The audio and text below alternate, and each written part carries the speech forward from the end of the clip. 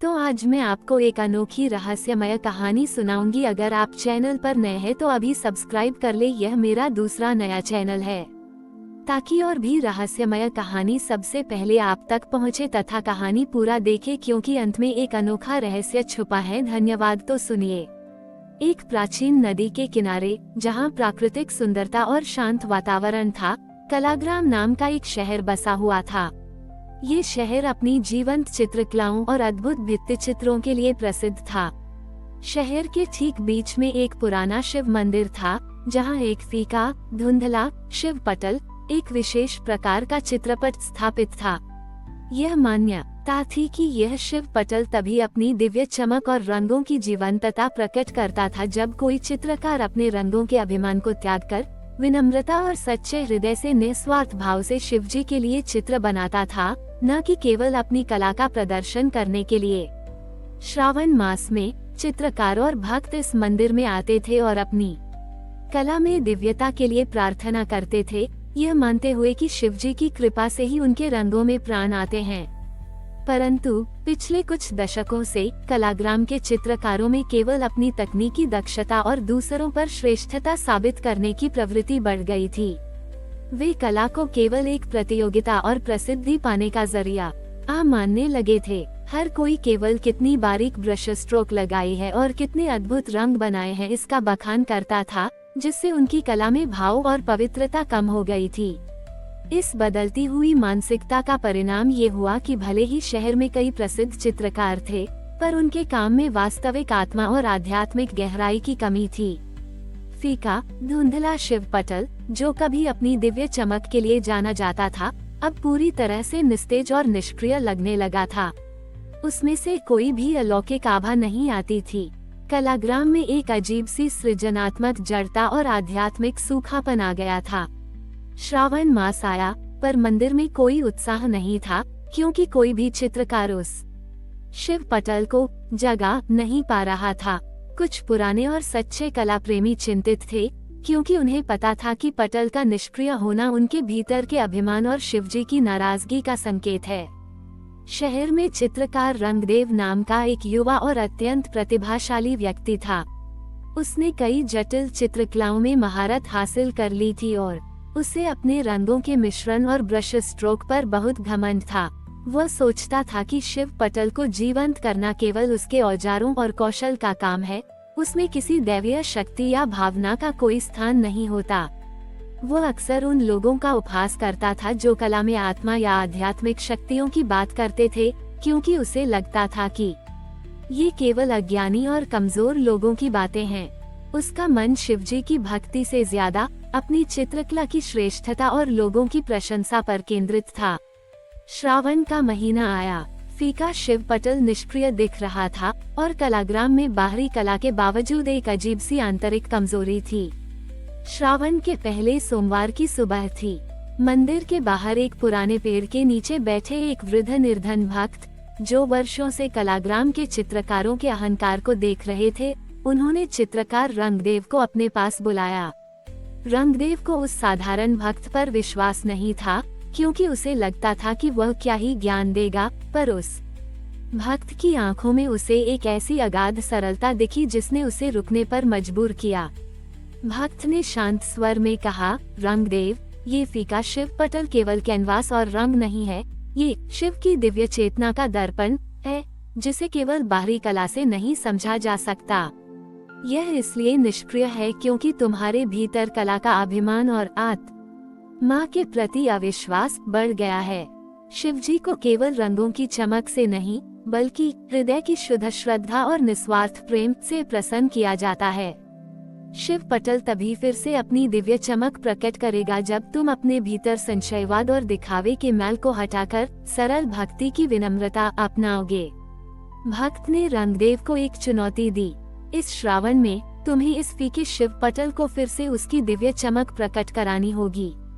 तुम्हें इसके लिए अपने महंगे रंगों या अपने ब्रश का उपयोग नहीं करना है, बल्कि अपने भीतर के सबसे बड़े अवरोध का त्याग करना होगा। तुम्हें इसे प्रकट करते समय अपने भीतर के अभिमान, संशयवाद और श्रेष्ठता के भावों को मिटाकर शुद्ध प्रेम और निस्वार्थ सेवा का भाव लाना होगा। तुम्हें अपने हाथों से केवल विनम्रता और समर्पण के भाव से प्रतिदिन इस शिव पटल को स्पर्श करना होगा और अपने शहर के उन सबसे उपेक्षित और खामोश स्थानों पर जाकर उन जीवों की सेवा करनी होगी जिनकी कोई आवाज नहीं सुनता। मानो तुम स्वयं शिव जी के ही संदेशवाहक हो। ये तुम्हारा सेवा कला तप होगा। याद रखना, जब तक तुम्हारे भीतर का अंधेरा नहीं हटेगा, तुम्हें शिव जी का वास्तविक प्रकाश नहीं मिलेगा। रंगदेव ने चुनौती सुनी। उसे यह काम असंभव लगा। वो कैसे अपने सारे ज्ञान और औजारों को छोड़कर केवल अपनी अंतरात्मा पर निर्भर रह सकता था, जब उसने जीवन भर केवल भौतिक साधनों पर भरोसा किया था। पर निर्धन भक्त की आंखों में उसे एक अजीब सी शक्ति और दृढ़ता दिखी। उसे अपने भीतर एक अज्ञात प्रेरणा महसूस हुई। उसने सोचा, ठीक है, मैं ये करके देखता हूँ। अगर शिव पटल सच में अपनी शक्ति प्रकट कर पाया तो शायद मुझे भी कुछ मिलेगा। उसने चुनौती स्वीकार कर ली, पर भी उसके मन में संदेह और अपने संशयवादी स्वभाव की एक छोटी सी छाया थी। चित्रकार रंगदेव ने चुनौती स्वीकार तो कर ली, पर अभी भी उसके मन में संदेह और अपने अभिमानी स्वभाव की एक छोटी सी छाया थी। श्रावण के पहले सोमवार की शाम से उसने प्रतिदिन फीके शिव पटल के पास जाना शुरू कर दिया। उसने अपने महंगे ब्रश और प्रसिद्ध कलाकृतियां एक तरफ रख दी। अब वो अपने हाथों से अत्यंत कोमलता और एकाग्रता से शिव पटल को स्पर्श करता। वो केवल उसकी बाहरी बनावट को महसूस नहीं करता था, बल्कि अपने भीतर की अंतरात्मा की धड़कन और कला की अदृश्य ऊर्जा को समझने का प्रयास करता था। यह एक अभूतपूर्व कार्य था। एक चित्रकार जिसने जीवन भर केवल बाहरी सुंदरता का जादू बिखेरा था, वह अब मौन रहकर कला की सच्ची आत्मा को खोज रहा था। उसे यह बहुत कठिन लगा। उसके हाथ कांपते और उसका मन अक्सर उसे याद दिलाता कि यह सब व्यर्थ है, क्योंकि उसे कोई दृश्यमान परिवर्तन दिख नहीं रहा था। उसे एहसास हुआ कि जो कलात्मक ज्ञान उसे कभी उस बड़ी ही सबसे बड़ी ताकत लगता था, वही अब उसे विनम्रता और प्रकृति के प्रति सच्ची श्रद्धा सिखा रही थी। उसका अभिमान ही उसके भीतर अशांति का कारण था। धीरे धीरे जैसे जैसे रंगदेव हर दिन निस्वार्थ भाव से शिव पटल को स्पर्श करता गया और उन भूले बिसरे कलाकारों की कहानियों को सुनता गया, जिन्होंने केवल भक्तिभाव से कला का सृजन किया था, उसे केवल शारीरिक प्रयास ही नहीं बल्कि एक आंतरिक बदलाव भी महसूस हुआ।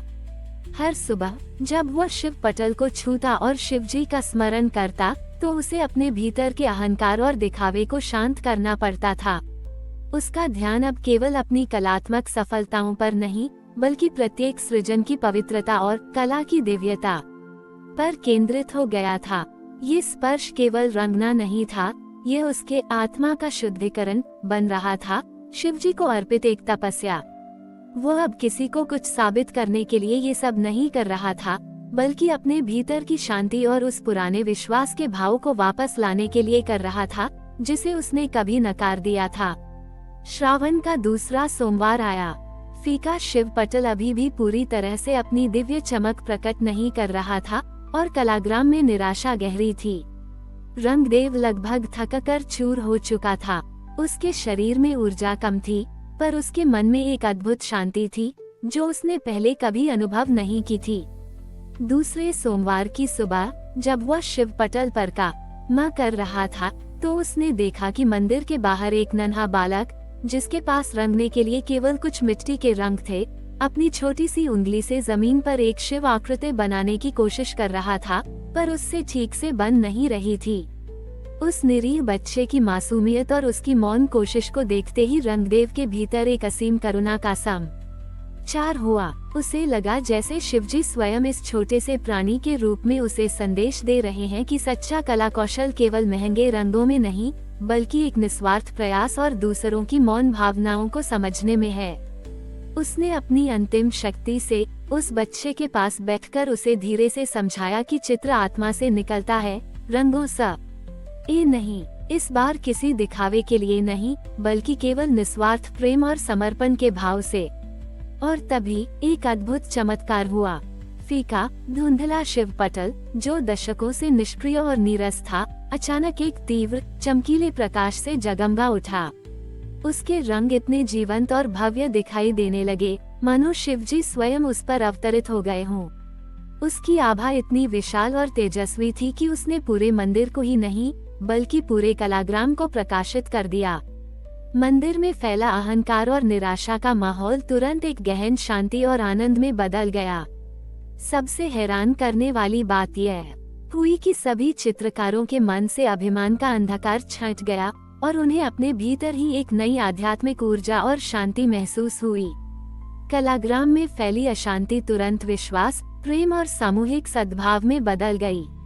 शहर के लोग और चित्रकार, जो उस अद्भुत प्रकाश और शिव पटल की नई भव्यता से आकर्षित होकर मंदिर की ओर दौड़े, वे फीके पटल को पूरी तरह से जीवंत और तेजस्वी देखकर हक्के बक्के रह गए। उन्होंने रंगदेव को विनम्रता से शिव पटल के सामने खड़े देखा। उसके चेहरे पर एक ऐसी दिव्य शांति और करुणा थी जो पहले कभी नहीं थी। उन्हें एहसास हुआ कि यह केवल एक चमत्कार नहीं था, बल्कि रंगदेव के भीतर के कलागत अभिमान, त्याग और अटूटनेस, वार्थ सेवा का प्रतिबिंब था, जिसने शहर को सत्य के उजाले से भर दिया था। कलाग्राम वास्तव में सच्ची कला, विनम्रता और आध्यात्मिक अंतर्दृष्टि का स्थान बन गया था। रंगदेव, जो कभी अहंकारी और अपनी चित्रकला में लीन रहने वाला माना जाता था, अब कलाग्राम के लिए एक प्रेरणा और सच्चा गुरु बन गया। उसने चित्रकारों और लोगों को सिखाया कि सच्ची कला केवल बाहरी रंगों में नहीं, बल्कि अपने भीतर की विनम्रता, निस्वार्थ प्रेम और हर सृजन में आत्मा को स्थापित करने में मिलती है। फीका शिव पटल अब केवल मंदिर का प्रतीक नहीं था, बल्कि एक निरंतर याद दिलाता था कि सच्ची भक्ति और आत्मा का समर्पण ही सबसे बड़ा प्रकाश है, और वही हमेशा वजी के वास्तविक स्वरूप से जोड़ता है। हमारी और भी आध्यात्मिक एवं अनोखी कहानियाँ देखने के लिए हमारे चैनल पर जाएं तथा धार्मिक एवं पौराणिक अनोखी कहानियाँ हमारे चैनल पर है। कृपया जाके देखें तथा हमारे चैनल को सब्सक्राइब करके रखें और वीडियो लाइक जरूर करें। धन्यवाद।